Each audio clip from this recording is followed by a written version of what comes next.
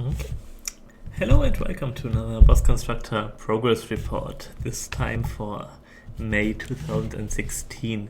So as usual, I'm going to give you a brief overview, brief breakdown of what I've been working on in the past weeks since the last progress report, and give you a brief overview of what you can expect next. And this is actually a pretty big progress report because there have been a lot of changes lately and a lot of very cool features. So let's get started right away. So first we have a couple of new modules, ship modules. I think the most notable one is the Piston Module, which allows you to build even more transformable ships. So basically, as you can see in this example, the Piston Module connects two different ship parts, and these can be retracted and expanded during gameplay. So for example, this ship can become this ship if you retract everything, or like this long ship if you expand only the back parts, or like this ship, and so on. So depending on how you bind your commands and what you decide to do with your ship, you can do a lot of stuff.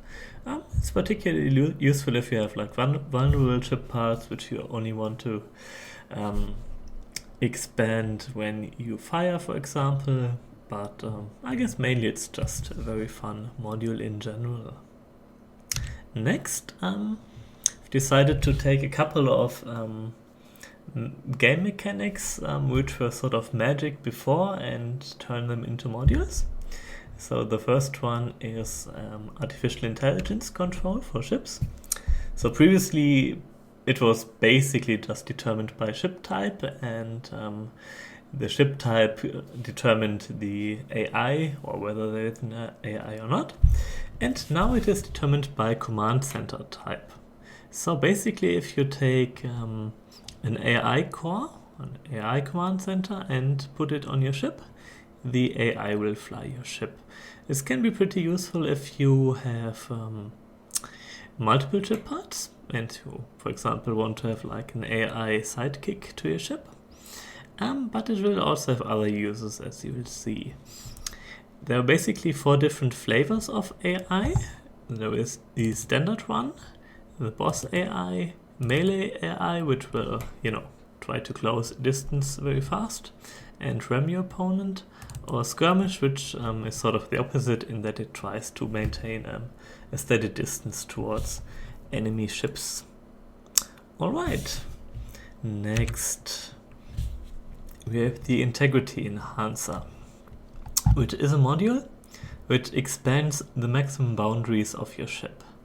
So by default you can have, I think, 20 by 20 as a grid. It may be more looking at it, I'd have to look it up.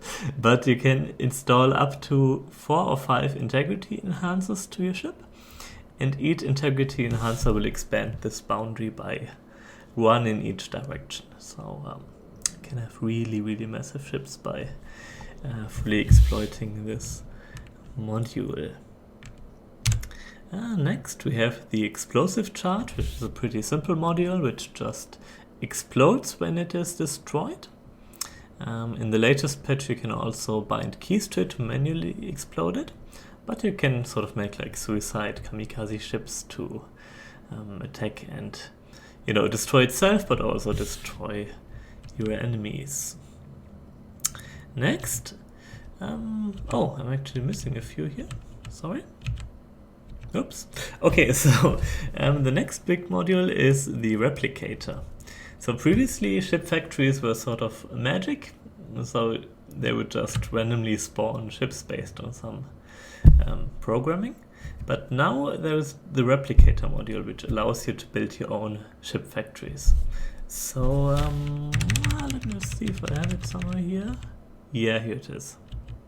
For some reason it's not in alphabetical order, whatever. So basically you have a small ship part, which is the ship which will be replicated. You have 2 replicator modules, 1 on each side, and once you activate them, they will drain energy and replicate the ship that was previously in this position. You can have multiple sets of replicators on a ship. I think there are some examples on the internet. And yeah, so you can build your own ship factories. And using the explosive charge, for example, you can make like little suicide bombers, but there's a lot of stuff you can do with it. There are also some smaller modules like the light alloy armor, which is a variation of the standard armor, which has a little bit less HP, but is also very light. And the range extender, which allows you to expand a weapon's range when you attach it to it. It's a bit unfortunate that these are sort of messed up. Yeah, I guess I'll come to them when the images decide to come. Okay, whatever. Yeah, finally, regarding modules, I've made a lot of tweaks to existing modules, both to the graphical effects, but also to the way certain modules function. So yeah, it should provide both a big visual improvement for many modules and also some more interesting gameplay decisions. Next big feature, Steam Leaderboards. So there are now so-called challenge maps in the game, 4 in total so far. There will be some more in the near future. And each challenge map provides sort of a non-random fixed challenge. So every time you start one of these challenge maps, it will be exactly the same. It will also be exactly the same for everybody who plays the game. And you can try to defeat it as fast as possible. And then you will be ranked according to the time you have. And you can watch it in-game, but you can also go to Steam and see who is ahead of you and see some of these crazy times which you could try to somehow beat. Alright, so yeah, I'll add a few more challenges in the near future. If you have some suggestions for what you'd like to see, just post it and I will have a look. Next, there are now Steam trading cards. So basically, while playing the game, you will automatically earn these trading cards in different varieties, which you can collect and exchange to get emoticons, backgrounds, and other cool stuff. So let me just show you some of these backgrounds. I think they look really nice. So in case you don't know, if you've earned one of these backgrounds from this planet, you can use it as a backdrop for your Steam profile. So basically your Steam profile would have these planet things or nebula in the background, which I like. So if you have some time and play the game, unlock it and have fun with it. Yeah, probably the biggest addition is the Steam Workshop support,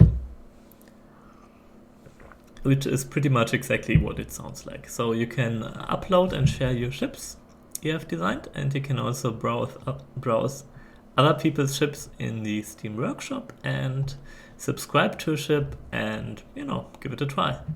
You will find that there are very, very cool and imaginative designs made by other players. Let me just show you a few examples. No, that's wrong here. Okay, so for example, in Josh's workshop, there are some very cool transforming ships. So ships which exploit the rotational joints, for example. So this torpedo folder can fold itself into a closed position or extend itself. It's really fun and really nice. There are like different boss ships you can give a try, the different layouts, also some fun starting ships which are, give you a new way to use the exploration mode and much more. So there's a lot of stuff to explore. That's like 100 ships right now in the workshop, and I guess new ships are added every week, which is great. Yeah, next, and this is sort of the final thing that's a bit under construction in the game, is the exploration mode. I've pretty much redesigned how the von-Neumann enemies work, and I'm still not completely done with it and completely satisfied. But it is, they pose much more of a threat right now. So basically, they start at the opposite side of the galaxy, and based on their strength, they will expand and conquer adjacent sectors. Right now, there isn't much you can do about it, except playing these von-Neumann missions, which are randomly spread around the map. These are very hard missions, typically. They often, or currently, there are 3 different missions, and they all involve waves of enemies which are warping in and which you have to defeat. And if you succeed, you will be able to slow the von-Neumann's progress. I will probably change it so that you can reverse it, so push them back. And in the end game, you will also have to solve some specific von-Neumann endgame missions to finish the game. Alright, so that is that. Okay, here you can see some of the improved graphic effects. Oops. Yeah, so the cloaking ships are now not just copies of the main ship, but you have these tracks which show the estimated position, and ships also fade in and out more smoothly. This is the new ore extractor effect, so it sort of pulls the ore out of the asteroid, which is also a big improvement over the previous thing. Yeah, that is pretty much it for this part. What else has changed? Okay, the artifacts are more interesting now. So scanning an artifact can now warp in an enemy ship or even a boss enemy if you're very unlucky. So the artifact missions have become way more volatile now, so you have to take care. Also, you now have to connect all your ship parts to command centers. So ship parts that are not connected cannot be controlled. So sort of a fix for a possible exploit where you would just leave your command center in the corner to get a slightly faster ship. And performance-dependent particles. Okay, so the main performance issues which some players have experienced are can be tracked back to the particle effects, and basically the game now detects when the frame rate is getting critical, so when it is taking a long time to render, and in that case it will just scale down the number of particles that are displayed. Typically this is only the case in scenes where there's like really a lot of action going on, and in that case you will probably, you know, not miss a few particles anyway, and it does a great deal to prevent these frame drops that many people on, you know, medium to low spec systems have experienced, which is great. Of course, there have also been numerous bug fixes, and that is sort of the thing I'm going to work on next as well. Alright, so finally, let's have a look at the roadmap. As you can see, most of the stuff is already done. In fact, even the Steam Workshop, which was not originally on the roadmap, is completed, which I'm very happy about. So I didn't include it originally because I wasn't really sure if it could be done, and if it was like a nightmare to implement. But that is done. Module types and missions are also pretty much done. What is still missing is like a bit of presentation and a few missions for the exploration mode, which will come next. And also some improvements in the sound effects, and of course bug and balance fixes. Nevertheless, I'm pretty happy with how the game is so far, and this is probably the last progress report before the transition to release. So yeah, I'm pretty much going to work on these things next. Exploration mode, bug fixes, balancing. And when all that is done, I will transition to release, so officially leave early access and release the game. This will not exactly mark the end of the development, so I have some plans for what I will do with BossConstructor after release, which I will talk about in the next progress report. But you can expect that I'm pretty happy to implement some more features after release, and also, of course, provide support and, work with community ideas and stuff like that. Alright, so thank you very much for watching. I hope you enjoyed this progress report. I think it was a rather productive one. And yeah, thanks for playing, and see you guys next time. Bye.